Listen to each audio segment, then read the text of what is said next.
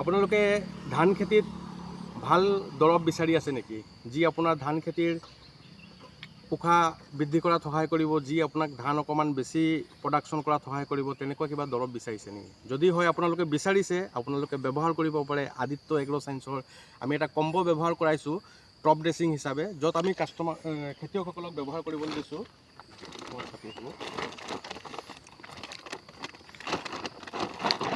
এইটো হৈছে black carbon, আমি ব্লেক কাৰ্বন দিছোঁ ব্যৱহাৰ কৰিবলৈ, লগত আমি দিছোঁ ZSB আৰু লগত দিছোঁ বুষ্টাৰ এক্টিভ।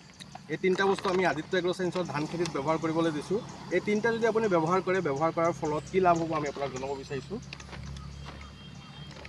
আপোনালোকে বুষ্টাৰ এক্টিভ যদি মাৰে, এইটো 1 বাল্টিত 3 কেজি থাকে আৰু এই 3 বিঘা মাটিৰ কাৰণে আপুনি ব্যৱহাৰ কৰিব পাৰিব। ইয়াক মৰাৰ ফলত আপোনাৰ মাটিৰ স্বাস্থ্য ভাল হয়, ই গছত পুষ্টি দিয়াত সহায় কৰে, ই প্ৰডাকশ্যনৰ ক্ষেত্ৰত ভাল কৰে, হিপাৰ গ্ৰোথ ভাল কৰে, পোখা বেছিকৈ অহাত সহায় কৰে, পানী ধাৰণ ক্ষমতা বৃদ্ধি পায় আৰু যিকোনো পৰিস্থিতিত যেনেকুৱা ধৰি লওক আপোনালোকৰ বানপানী পানী বেছি হৈ গৈছে, কেতিয়াবা পানী কম হৈছে, এনেকুৱা চিটুৱেশ্যনত গছজোপাক প্ৰটেকশ্যন দিয়াৰ ক্ষেত্ৰত বহুত সহায় কৰে বুষ্টাৰ এক্টিভে। আপোনালোকক আমি দেখুৱাইছোঁ এইটো বুষ্টাৰ এক্টিভ, আপোনালোকে যদি ইয়াক ব্যৱহাৰ কৰে।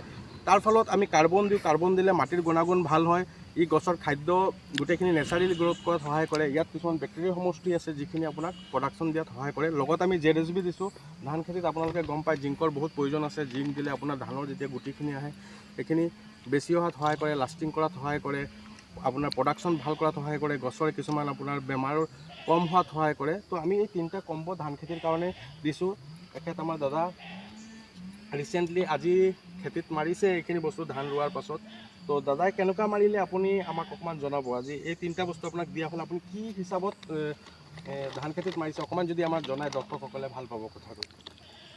মানে মিক্সিংটো কেনেকুৱা? মিক্স কৰি তিনিটা মিক্স কৰি লৈ মাৰিছোঁ, মানে প্ৰায় আধা কেজি 3 পোৱা জোখত দিছোঁ আৰু দুবাৰটো। হয় হয়, তেনেকৈ মাৰিছোঁ। হয়, দাদাক আমি তেখেতৰ ধান খেতি খুব কম, কেই কথা আছে বুলি ক'লে? 1 বিঘা হয় 80 লোচা। হয়, 1 বিঘা 80 লোচা মোটামুটি। তেখেতে এই আমাৰ ZSBটো ব্যৱহাৰ কৰিছে, লগত ব্লেক কাৰ্বন আৰু বুষ্টাৰ এক্টিভ ব্যৱহাৰ কৰিছে।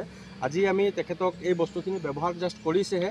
আমি তেখেতৰ পৰা আৰু এমাহ 1.5 মাহ পাছত আহি তেখেতৰ ধান খেতিত কি পৰিৱৰ্তন আহিছে আমি সেই ভিডিঅ'টো আমি কৰিম আৰু কৰি আপোনালোকৰ ওচৰত আগবঢ়াই দিম। ভিডিঅ'টো আপোনালোকে তাৰপাছত গম পাব ইয়াৰ ফলত কি লাভালাভ হৈছে। হয়, আমি ধন্যবাদ জনাইছোঁ আমাক ভিডিঅ' কৰাত সহায় কৰি দিছে।